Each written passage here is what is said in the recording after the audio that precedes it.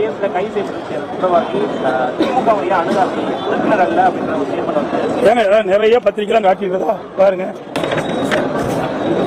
புகைப்படத்தை பாருங்க.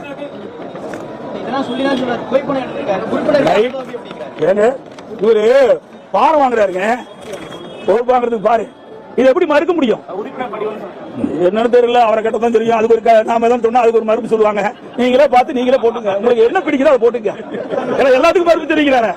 அதாவது அனுதாபிக்கிறாரு. அவருடைய மாநாட்டுக்கெல்லாம் அவர் போவாராம் வருவாராம். அங்க இருக்கிற முக்கிய பிரமுகர்கள் வீட்டுல போய் பிரியாணி சாப்பிடுவாங்க, எல்லாமே பண்ணுவாங்க.